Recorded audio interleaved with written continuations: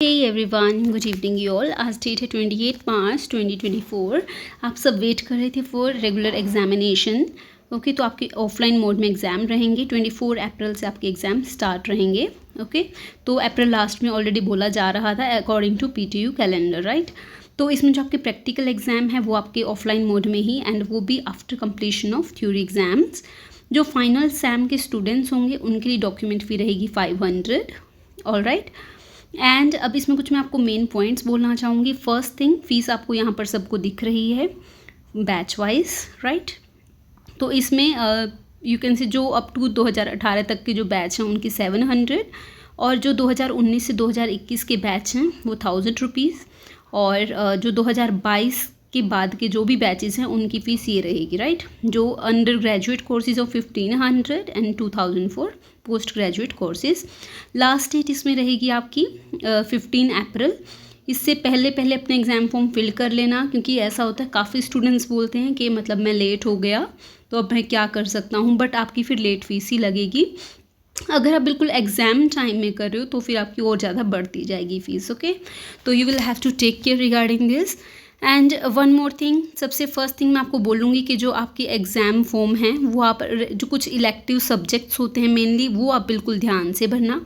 काफ़ी even mostly students हैं, right, जो गलत फॉर्म फिल कर देते हैं, क्योंकि कुछ सब्जेक्ट्स होते हैं सिलेक्ट करने होते हैं, तो आप ध्यान से करना। इवन अगर आपको नहीं पता है तो आप सब्जेक्टिव जो भी आपके टीचर हैं या फिर कोई भी क्लास इंचार्ज हैं या फिर आपके HOD हैं, राइट, उनसे किसी से भी कंफर्म करो, लेकिन खुद फॉर्म में मत फिल करना, राइट, अगर नहीं पता तो।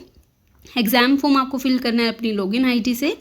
एंड वन मोर थिंग, कभी कभी जब भी आप पेमेंट करते हो तो सम टाइम जो आपकी जो फ़ी रहती है वो स्टक हो जाती है उसके अंदर ना, मतलब पेमेंट डिडक्ट भी हो जाएंगे और आपका मतलब हो नहीं पाता है एग्ज़ाम फॉर्म फिल। तो उस केस में टेंशन लेने की ज़रूरत नहीं है। एक मैंने वीडियो बनाई भी है कि मतलब कि क्या सोल्यूशन है उसका। अदरवाइज़ आप ये चीज़ कर सकते, आपको टेंशन लेने की ज़रूरत नहीं है, क्योंकि वो कुछ टाइम बाद मतलब रिटर्न होकर आ जाते हैं within month, right. But some time fail आता है आपकी पेमेंट का, कि डिडक्ट भी हो गए फिर भी पेमेंट फेल आता है। फर्स्ट सोल्यूशन आप वीडियो से देख लेना। सेकेंड सोल्यूशन आपका है, अगर आपका वहाँ से ओके है, इसके बाद आप मतलब कि टेंशन फ्री रहना, क्योंकि वो रिटर्न हो जाएंगे तो आपको दोबारा पेमेंट करनी पड़ेगी। ओके, वो भी 48 आवर के अराउंड के लिए आपको इवन वेट करना चाहिए, right. And one more thing, क्योंकि मोस्ट इंपॉर्टेंट टॉक्स हैं तो you will have to take care regarding this. अगर आप कोई भी जो रॉन्ग सब्जेक्ट, राइट, लॉक कर देते हो तो उसके बाद आप इमीडिएट कॉन्टैक्ट तो करोगे ही, बट उसके आपको फ़ीस एक्स्ट्रा पे करनी पड़ सकती है। ओके, तो फिर आपको ध्यान रखना होगा, क्योंकि गलत करने के बाद PTU अब फ़ीस लेती है, क्योंकि जिसको हम बोल सकते हैं करेक्शन फ़ी।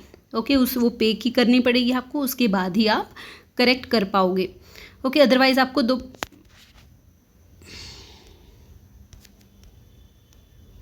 दोबारा करना पड़ेगा इसमें। एंड नेक्स्ट,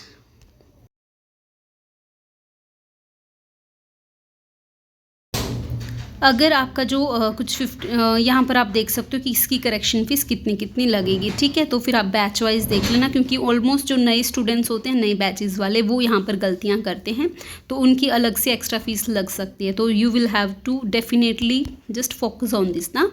तो गलत सब्जेक्ट मत करना। अपने जो भी एडमिट कार्ड हैं आपके अपने ID में मिल जाएंगे। And all the very very best, hope for the best, and अच्छे से करना, अब टेंशन मत लेना। और इवन वन मोर थिंग, जो आपके एग्ज़ाम है वो अच्छे से प्रेजेंटेशन अपनी अच्छी रखना, इंस्टेड ऑफ कुछ भी पैराग्राफ में लिख दिया, राइट। क्योंकि आपका मेन मोटिव होना चाहिए कि अब आप एग्ज़ाम क्लियर कर लो, इंस्टेड ऑफ रीअपियर कोई मत लाना। कोशिश करो कि रीअपियर बिल्कुल ना आए।